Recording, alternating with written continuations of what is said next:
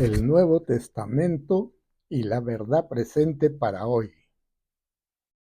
Por esto, yo no dejaré de recordaros siempre estas cosas, aunque vosotros las sepáis y estéis confirmados en la verdad presente. Segunda de Pedro, capítulo 1, versos 12 al 15. Palabra de Dios. Permítame hacer una oración. Padre Santísimo, nos dirigimos a ti con mucha reverencia y respeto, Señor, para pedirte que tu Espíritu Santo obre en nosotros y abra nuestras mentes para poder entender cuál es la verdad presente para este tiempo del fin. Porque muchos estamos divagando, Señor, en una y otra cosa. Pero tú eres el único que tiene la verdad absoluta. Por eso que nos dirigimos a ti para pedirte que nos inspires, Señor, de una vez por todas, para poder entender y poner en práctica la verdad presente para este tiempo. Gracias te damos en el nombre de Cristo Jesús. El estudio que hoy compartimos con ustedes lo hemos titulado El Nuevo Testamento y la verdad presente para hoy, porque al parecer un gran número de profesos cristianos aún no han entendido lo que es la verdad presente, toda vez que la conceptúan de manera diferente. Unos dicen que Cristo es la verdad presente. Otros dicen que el Evangelio eterno es la verdad presente. Y tal vez tengan algo de razón, pero la verdad presente en sí es la parte del plan de redención que se aplica en cada una de las etapas de la vida humana. Pero para entenderlo mejor, tenemos que primeramente tratar de entender el gran conflicto que existe entre bien y el mal, la gran controversia entre Cristo y Satanás. Esta controversia existió desde antes de la creación de la tierra.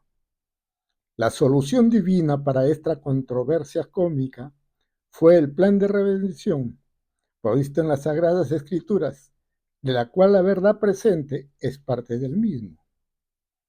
Este proyecto divino fue concebido por la Deidad, Padre, Cristo y Espíritu Santo, también desde antes de la creación del mundo, y su puesta en marcha o ejecución inicia desde la caída de Adán y Eva a causa de la entrada del pecado en Edén. Por lo que según el registro bíblico, tiene más o menos una duración de 6.000 años, debiendo concluir en un tiempo no muy lejano con la segunda venida de Cristo, quien destruirá el mal en todas sus formas y establecerá su reino eterno. En un principio, Dios se comunicaba directamente con el hombre, después de su caída, a través de los profetas, posteriormente en la persona de Cristo, y luego de su ascensión al cielo a obrar como nuestro sumo sacerdote, lo hace por medio del Espíritu Santo, quien estará entre nosotros hasta el fin del tiempo, de acuerdo a la promesa de Cristo que nos hace en en Juan 14, versos 16 y 17, que a la letra dice: Y yo rogaré al Padre y os dará otro consolador para que esté con vosotros para siempre. Es así que el plan de redención se ha venido aplicando paulatinamente en cada etapa de la vida del hombre. Y cada una de estas etapas es lo que conocemos como verdad presente.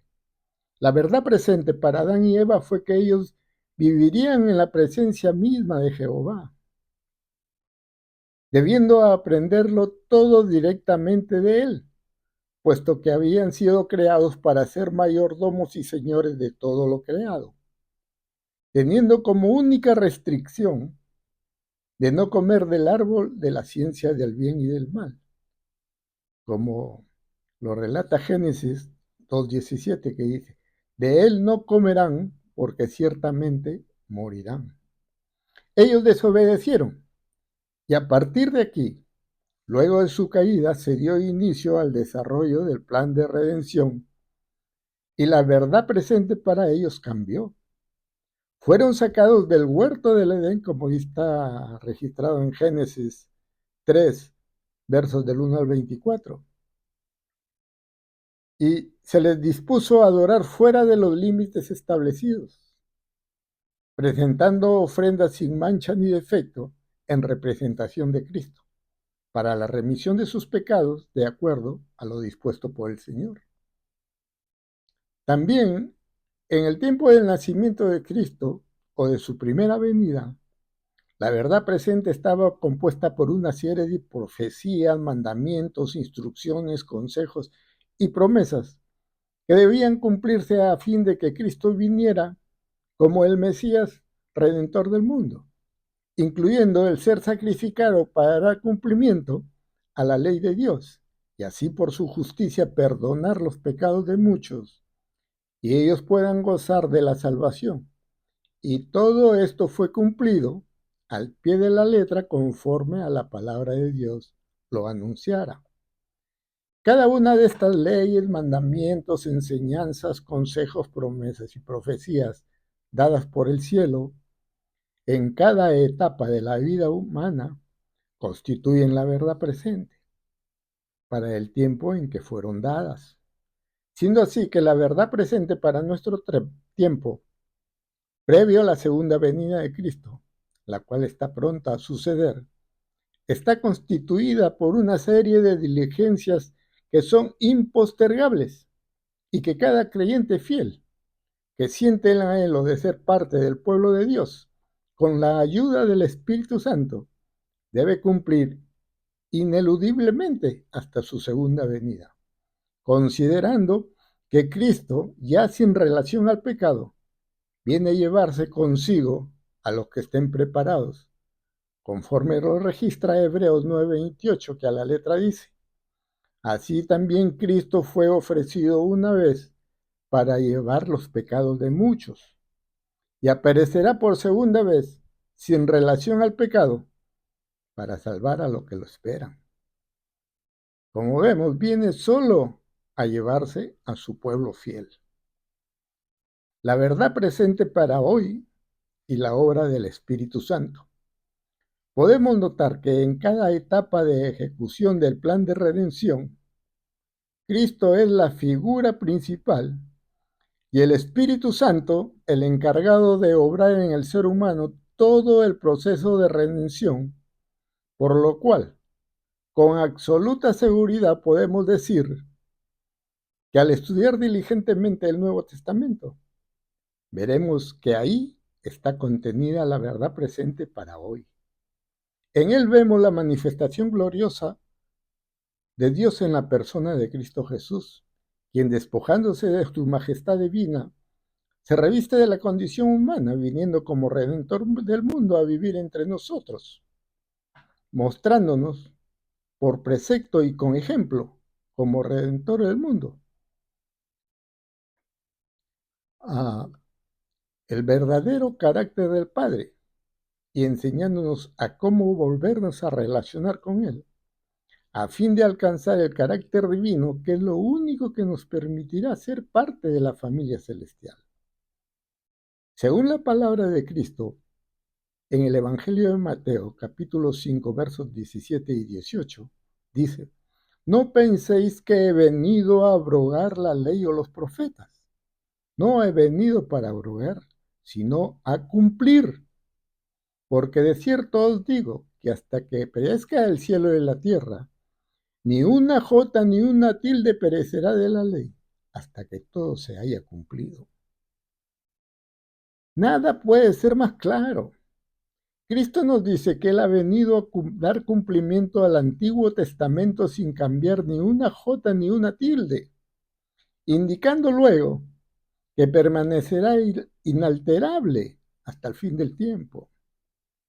Cristo, a través de sus enseñanzas e instrucciones, nos entregó el verdadero sentido y aplicación de las Escrituras en nuestra vida diaria, cosas con las que su pueblo escogido había fracasado por anteponer a ellas las enseñanzas de los hombres. Él, con su manifestación de amor, ejemplo y servicio a los necesitados, vino a mostrar la gloria del Padre, la misma que Satanás en su rebeldía en el cielo había desvirtuado. Por tanto, repetimos, el Nuevo Testamento constituye la verdad presente para nuestro tiempo, ya que contiene la verdadera enseñanza, instrucción y aplicación pormenorizada de los principios divinos, así como hechos, profecías, leyes, mandamientos, preceptos, normas y ordenanzas dadas en el Antiguo Testamento, las mismas que Cristo cumplió en su vida terrenal y que cada fiel creyente debe hacer lo mismo que su Señor. Cristo en el Nuevo Testamento nos enseña que nuestras luchas diarias son contra las potestades del mal conformadas por Satanás, sus ángeles caídos y sus agentes terrenales, como dice Efesios 6:12. Y en Juan, capítulo 10, versos 10, nos muestra claramente que toda la maldad, corrupción, sufrimiento, miseria, muerte que impera en nuestro mundo viene de parte del engañador y nos advierte cuán terrible persecución sufrirá el pueblo de Dios en este tiempo final. Cristo nos enseña en Mateo 13, 25 al 30, que el enemigo siembra la cizaña dentro de la iglesia, según inspira a profesos cristianos que se levantan como falsos maestros y falsos profetas enseñando doctrina de hombres, tergiversando la palabra de Dios y arrastrando consigo a muchas almas que se hallan en el valle de la incertidumbre, quienes por su autosuficiencia y justicia propia se niegan a escudriñar las escrituras y a hacer de Cristo su Salvador personal. Asimismo, nos pone sobre aviso que en este último tiempo, Satanás, utilizando toda su experiencia, odio y rencor, hará uso del poder religioso político para dictar las leyes que le permitirá arreciar ataques tratando de entrampar a los santos de Dios, a quienes les perseguirá hasta la muerte, tal como lo hiciera con Daniel y sus amigos. No obstante, en su infinito amor no deja de consolarnos y animarnos como lo hace en Mateo 5, del 10 al 12, cuando nos dice, bienaventurados los que padecen persecución por causa de la justicia, porque de ellos es el reino de los cielos. Bienaventurados seréis cuando por mi causa os vituperen y os persigan y digan de vosotros toda clase de mal, mintiendo. Cristo con su ejemplo en el monte de la tentación y en su vida diaria, nos muestra que escudriñando las escrituras con diligencia, como está registrado en Juan 5, 39, 40, y con la ayuda del Espíritu Santo, llegaremos a entenderlas y comprenderlas, y así podemos resistir al enemigo hasta llegar a vencerlo. La verdad presente también predice la condición real del mundo existente. Cuando leemos en 2 de Timoteo 3, 2 al 8, nos advierte con sorprendente precisión algo que no podemos negar. Nos dice que al igual que en los días de Noé, en los postreros días vendrán tiempos peligrosos, porque habrá hombres amadores de sí mismos, avaros, vanagloriosos, soberbios, blasfemos, desobedientes a los padres, ingratos, impíos, sin afecto natural, implacables, calumniadores, intemperantes, crueles, aborrecedores de lo bueno, traidores, impetuosos, infatuados, amadores de los deleites más que de Dios, que tendrán apariencia de piedad, pero negarán la eficacia de ella. A esos evita. En numerosos pasajes nos manda que abandonemos el mundo y las cosas que están en él, y nos aconseja en Romanos 12:2 cuando nos dice, y no os conforméis a este siglo, sino transformaros por la renovación de vuestra mente, para que probéis cuál sea la buena voluntad de Dios agradable y perfecta. La Biblia no nos llama a un aislamiento físico del mundo, sino a una separación de su sistema de valores y deseos, que son contrarios a los principios divinos. Los creyentes deben vivir en el mundo, pero no ser parte del mundo, manteniendo una actitud de santidad e irradiando la imagen de Cristo. Quienes estudiamos las Sagradas Escrituras vemos con claridad meridiana que hasta hoy la mayoría de las profecías bíblicas se han cumplido. Hay otras que se vienen cumpliendo en nuestra presencia y unas pocas que deben cumplirse en un tiempo próximo, por lo que todo el Nuevo Testamento con sus enseñanzas, profecías, ejemplos, promesas, reprensiones y amonestaciones son aplicables mientras dure el tiempo de gracia. Las profecías más importantes para el tiempo del fin.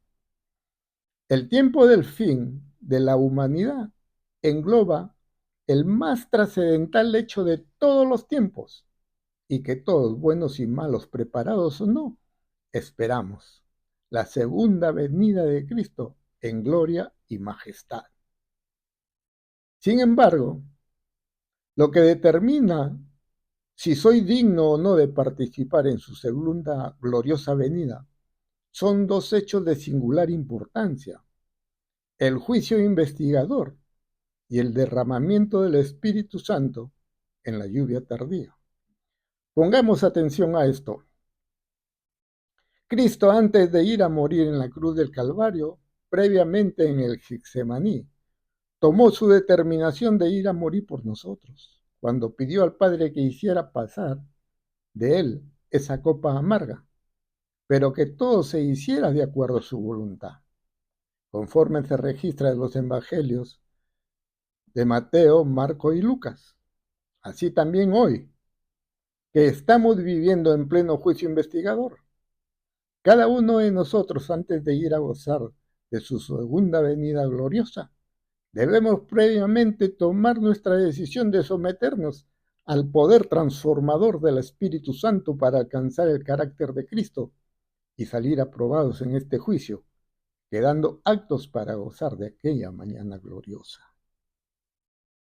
De todo esto podemos inferir que la profecía más importante que se viene cumpliendo en este tiempo es el juicio investigador, que fuera anunciado en Daniel 7:39 y que tiene su cumplimiento en Apocalipsis 14, 6 y 7 cuando nos dice: vi volar por en medio del cielo a otro ángel que tenía el evangelio eterno para predicarlo a los moradores de la tierra, a toda nación, tribu, lengua y pueblo, diciendo a gran voz: temed a Dios y dadle gloria, porque la hora de su juicio ha llegado, y adorad a aquel que hizo el cielo, la tierra, el mar y las fuentes de las aguas. En un claro e inconfundible lenguaje nos afirma: la hora de su juicio ha llegado, lo que quiere decir que ya empezó. Y para los adventistas del séptimo día el juicio empezó en 1844. Les recomendamos, para una mejor comprensión, ver estudios bíblicos al respecto. Al hablarnos de la hora de su juicio ha llegado, se está refiriendo a la escasez y la prontitud del tiempo que resta. Nos indica que estamos en la última etapa. Nos está diciendo que después de él ya no habrá más. Luego de su juicio, luego del juicio, viene la sentencia. El tiempo de gracia se está acabando. El Espíritu de Dios se está retirando de la tierra. Aquí queda definido quiénes son el trigo y quiénes la cizaña, quiénes los buenos y quiénes los malos. Todo aquel que anhele ser parte de la familia celestial deberá aprovechar al máximo este tiempo para someterse a la dirección del Espíritu Santo a fin de ser santificado. Este juicio se está dando antes del segundo advenimiento de Jesús, teniendo como una de sus principales características lo anunciado en 1 de Pedro 4:17, que dice: porque es tiempo de que el juicio comience por la casa de Dios. Esa es la característica de este juicio investigador. Empieza por la casa de Dios, No es el juicio del mundo, es el juicio del pueblo de Dios que incluye a todos los profesos cristianos. Y nos preguntamos, ¿por qué por la casa de Dios? Porque es de dominio general que ahí se haya mezclado el trigo y la cizaña. Ambos están dentro de la iglesia, pero como bien sabemos, el trigo está conformado por aquellos que, habiéndose sometido a la conducción del Espíritu Santo, gozan del carácter santo de Cristo. Ellos han hecho de las Sagradas Escrituras el fundamento de su vida. El trigo son todos los fieles que han llegado a amar a Dios con todo su ser, en todo momento y bajo cualquier circunstancia, como lo manda la ley de Dios desde Deuteronomio 6, 4 al 9, que dice: Oye Israel, Jehová nuestro Dios, Jehová uno es. Y amarás al Señor tu Dios de todo tu corazón, de toda tu alma y con todas tus fuerzas. Estos son los que temen a Dios y le dan gloria y lo adoran. Siguen al Cordero por donde quiera que va. Y que saldrán victoriosos de la gran tribulación anunciada en Daniel 12:1, que dice: En aquel tiempo se levantará Miguel, el gran príncipe que vela sobre los hijos de su pueblo. Será un tiempo de angustia cual nunca hubo desde que existen las naciones hasta entonces. Y en ese tiempo tu pueblo será liberado de todo lo que se encuentran inscritos en el libro.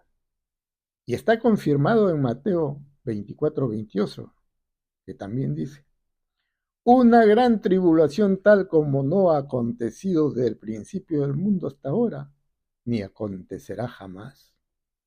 Y al igual que el pueblo de Israel en Egipto, no sufrirán las 7 plagas postreras anunciadas en Apocalipsis 15 y 16.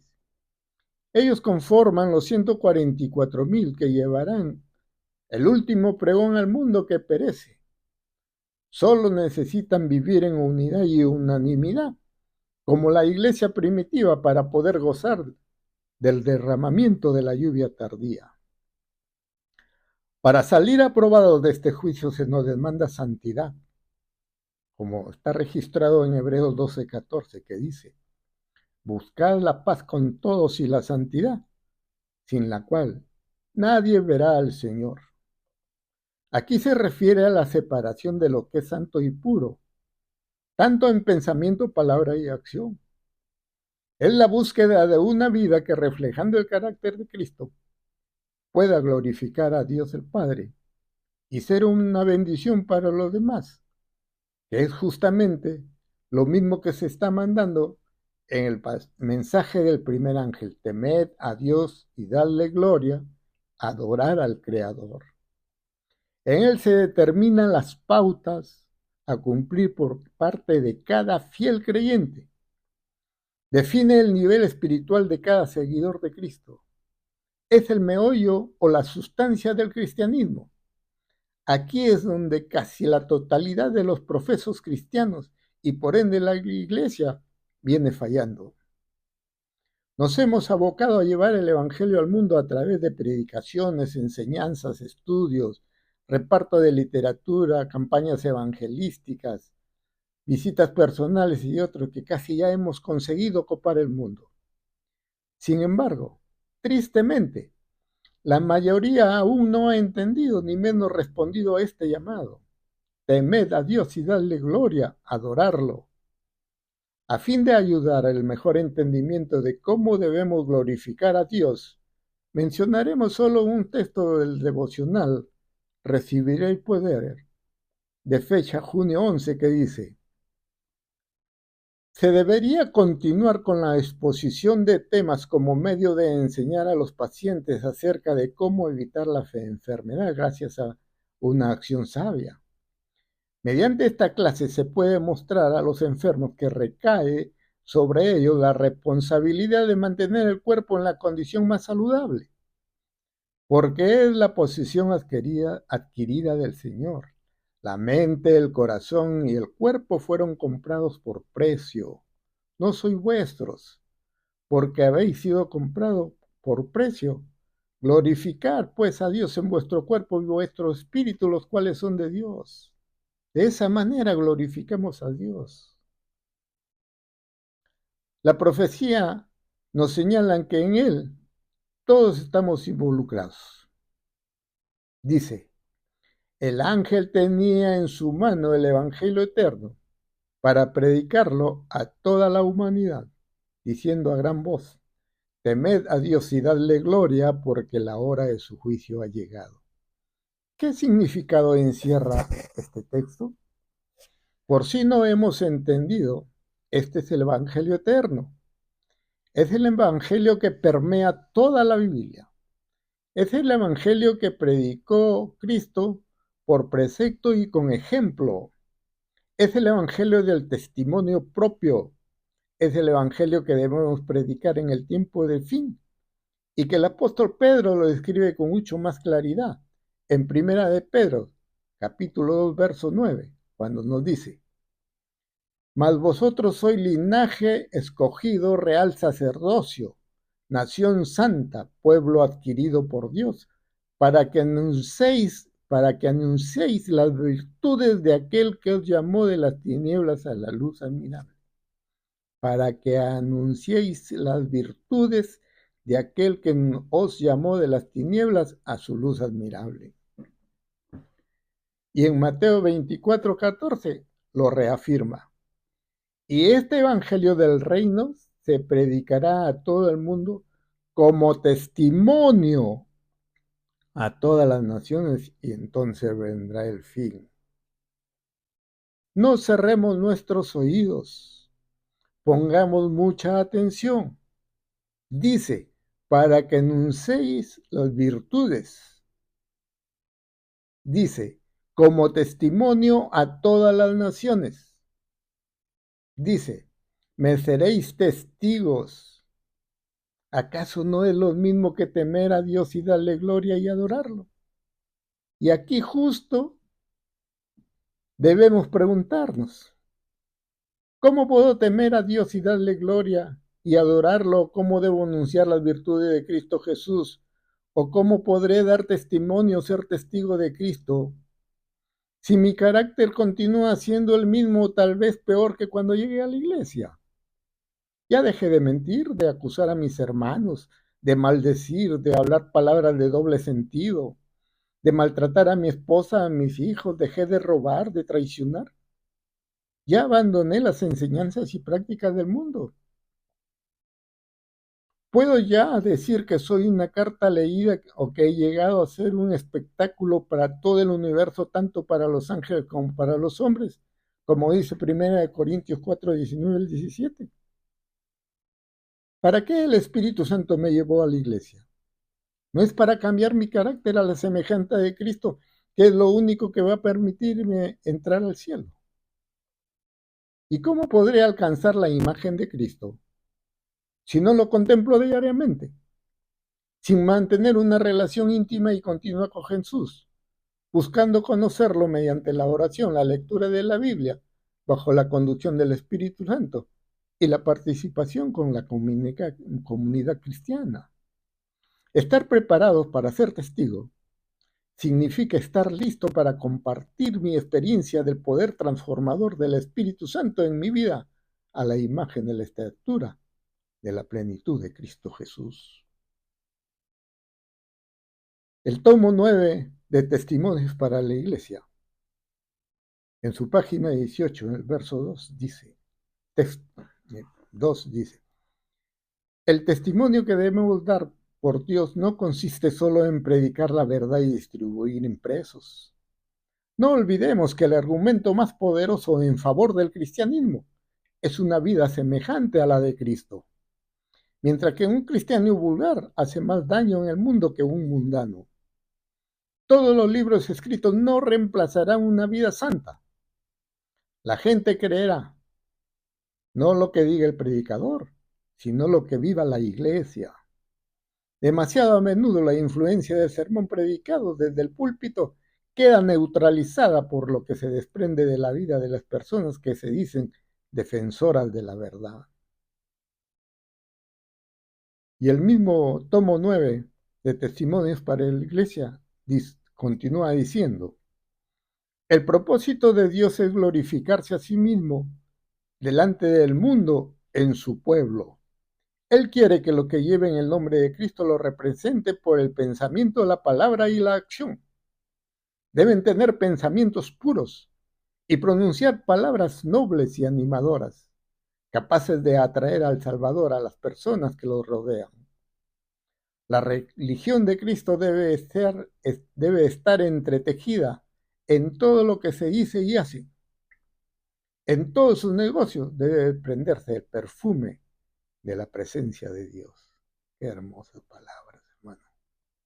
Vale recordar, en la Biblia, las virtudes son rasgos de carácter que reflejan la naturaleza de Dios y son esenciales para una vida cristiana plena.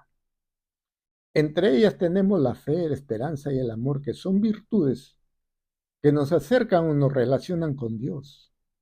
Y las otras virtudes como la prudencia, justicia, fortaleza, templanza, la humildad, la diligencia, la paciencia, la gratitud y la castidad, con las cuales nos relacionamos con los hombres, todas las recibimos del Espíritu Santo.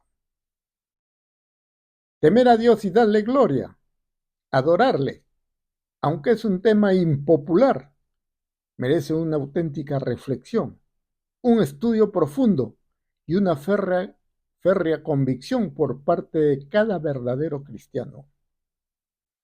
En este mandato se resume el amor de Dios.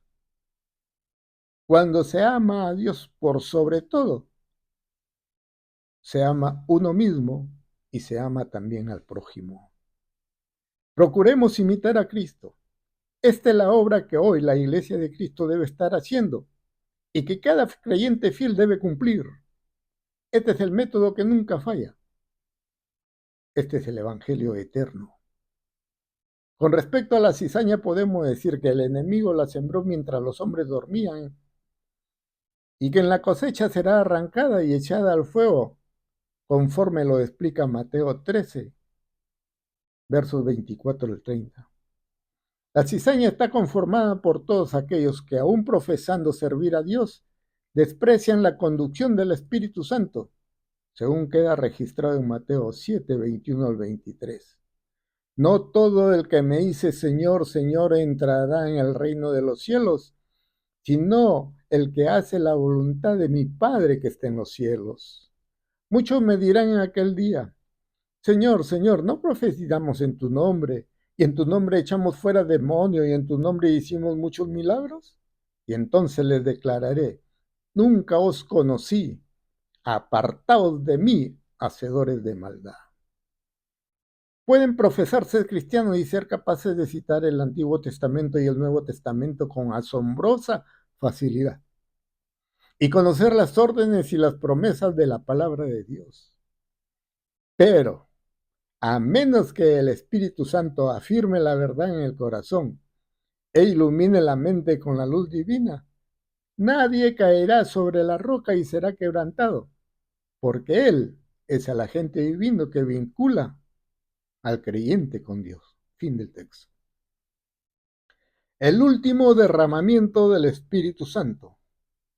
Sin duda, todo aquel que sale aprobado del juicio investigador se constituye como uno de los 144,000, y es porque se ha sometido a la entera voluntad de Dios y ha hecho de la Biblia el fundamento de su vida, contemplando a Cristo y siendo transformado a su imagen por la obra del Espíritu Santo. Ellos recibieron el don del arrepentimiento por parte del Espíritu Santo y confesaron específicamente todos y cada uno de sus pecados, pidiendo perdón por cada uno de ellos, quedando su mente, cuerpo y espíritu listo para recibir la lluvia tardía. Tengamos en cuenta que hasta aquí estamos en el fin del tiempo del fin, por lo que se constituye en un tiempo muy peculiar, con características propias, es decir, se habrá terminado el tiempo de gracia y se habrá definido quiénes son los elegidos de Dios. Y es cuando se cumple Apocalipsis 22:11. El que es injusto sea injusto todavía, y el que es inmundo sea inmundo todavía, y el que es justo practique la justicia todavía, y el que es santo santifíquese todavía. Hasta aquí solo falta el cumplimiento de la otra profecía, igual de importante para este tiempo final, aunque imprescindible para poder predicar el último pregón a la gran multitud. Nos referimos a la recepción del poder divino, conocida como la lluvia tardía o el derramamiento del Espíritu Santo. Este trascendental hecho tuvo su cumplimiento por primera vez durante el fuerte clamor de Pentecostés, anunciado por Cristo en Lucas 24:49, que nos dice: y he aquí yo enviaré la promesa de mi Padre sobre vosotros, pero quedaos vosotros en la ciudad de Jerusalén, hasta que seáis investidos de poder de lo alto. Y en Hechos 1:8 nos dice: pero recibiréis poder cuando hayáis venido sobre vosotros el Espíritu Santo, y me seréis testigos en Jerusalén, en toda Judea, en Samaria y hasta lo último de la tierra. Es el cumplimiento de una de las más grandes promesas de Cristo. Sin el poder del Espíritu Santo no podemos lograr nada. Es el poder divino que necesitamos hoy como nunca antes. La obra del Espíritu Santo es inconmensurablemente grande. Él revela cosas profundas sobre Dios y su voluntad y guía a los creyentes a toda la verdad. El Espíritu Santo es quien nos santifica, ayudando a los creyentes a crecer de gloria en gloria y a ser más como Cristo. El Espíritu Santo nos convence de pecado, llevándonos al arrepentimiento y a la conversión. El Espíritu Santo concede dones espirituales a los creyentes para poder realizar la obra de Cristo. El Espíritu Santo produce los frutos del amor y todas las demás virtudes inherentes: gozo, paz, paciencia, benignidad, bondad, fe, mansedumbre y dominio propio. El Espíritu Santo consuela a los creyentes en tiempos de dificultad y les da esperanza. El Espíritu Santo testifica de la verdad y da testimonio de la filiación de los creyentes a Dios. El Espíritu Santo une a los creyentes en la iglesia y fomenta la comunión entre ellos. El Espíritu Santo ayuda a los creyentes a recibir el perdón y a perdonar. El Espíritu Santo liberta a los creyentes del poder del pecado y les ayuda a vivir una vida plena con Cristo. El Espíritu Santo inspiró y preparó a Cristo en su obra terrenal. La ciencia del Espíritu Santo es lo que deberíamos estar estudiando, enseñando, viviendo y predicando a todo el mundo, en todo tiempo y en toda tribuna, incluidos nuestros hogares, nuestras iglesias, nuestras escuelas, universidades y centros de salud. Hoy, mientras Cristo, en la presencia del Padre en el santuario celestial, está obrando como nuestro sumo sacerdote, es el Espíritu Santo el principal agente divino que desde Pentecostés se halla oficialmente como vicario o representante de Cristo en la tierra, según se registra en los capítulos 14 al 16 del Evangelio de Juan, siendo nuestro deber y responsabilidad escudriñarlo fervientemente. En Juan 16 Jesús predice la persecución que los discípulos enfrentarán y el rechazo que recibirán por parte de los incrédulos, y asegura que el Espíritu Santo estará con ellos dando testimonio de él y recordándoles todo lo que les ha dicho. Recordemos que cuando cayeron las plagas de Egipto, el pueblo hebreo no sufrió daño alguno. Esa misma promesa le es dada a los elegidos del Señor en la gran tribulación, quedando solo el aferrarnos a la promesa de Cristo en Mateo 28, 10 al 20, que dice: y Jesús se acercó y les habló diciendo: toda potestad me es dado en los cielos y en la tierra. Por tanto, id y hacer discípulos a todas las naciones, bautizándolos en el nombre del Padre, del Hijo y del Espíritu Santo, enseñándoles que guarden todas las cosas que os he mandado. Y he aquí, yo estoy con vosotros todos los días, hasta el fin del mundo. Amén. Hoy es cuando más necesitamos humillarnos y someternos a la conducción del Espíritu Santo. No pequemos de negligencia. Esta es la verdad presente para nuestro tiempo previo a la segunda venida de Cristo, el cual exige un pueblo preparado, listo para recibirlo, cuyo destino hoy queda definido por la predicación del Evangelio eterno en Apocalipsis 14, que dice: temed a Dios y dadle gloria, porque la hora de su juicio ha llegado. Aquí es donde debemos centrar nuestros mayores esfuerzos, en conocer, entender y comprender todo lo concerniente a temer a Dios y darle gloria. Este es el meollo del asunto, es dar testimonio propio que amamos a Jesús supremamente sirviendo a nuestros prójimos. Practiquemos la humildad y la mansedumbre como principal característica de Cristo que debemos imitar y que es la principal obra del Espíritu Santo en cada uno de nosotros para este tiempo. Estemos preparados para salir airosos del juicio que se está llevando a cabo hoy. Esforcémonos en alcanzar el carácter santificado de Cristo. Vivamos en santidad, procuremos amar a Dios por sobre todas las cosas, con todo nuestro ser y en toda circunstancia. Sigamos a Cristo por donde quiera que va. Anhelemos fervientemente depender única y exclusivamente de Cristo Jesús, y que por haber guardado la palabra de Dios y tener fe en Jesús, podremos resistir el gran zarandeo y salir victoriosos.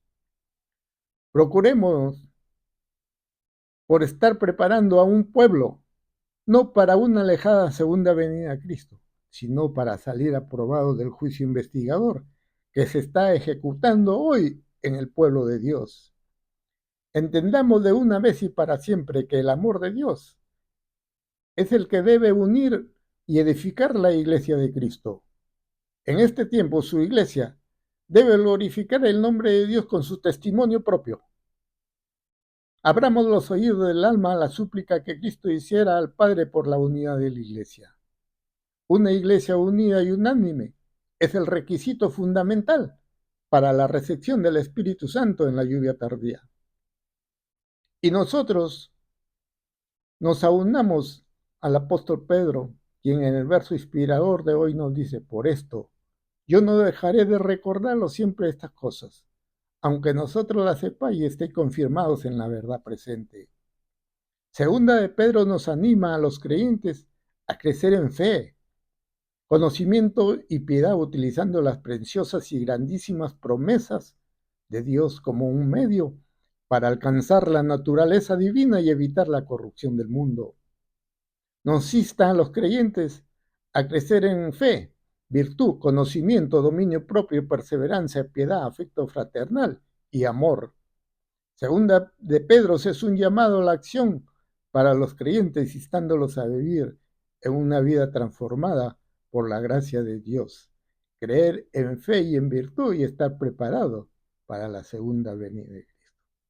Como hemos visto, hermanos, la verdad para este tiempo, la verdad para el tiempo del fin, está centrada en el Nuevo Testamento, y que Apocalipsis 14 lo resume con mucha sabiduría divina. Cuando nos dice, Apocalipsis 14 nos habla que debemos adorar a Dios por ser redentor. Después nos dice que debemos adorar a Dios por ser el creador. Pero además nos dice que debemos predicar el Evangelio a todo el mundo, y que es el temer a Dios y darle gloria, porque la hora de su juicio ha llegado. Rogando a Dios nuestro Dios, rogando a Dios y nuestro Padre tenga misericordia de nosotros y nos llene de sabiduría. Los abrazo a cada uno de ustedes, así como a su preciosa familia. Dios los ilumine y los bendiga por siempre. Gracias. Amén.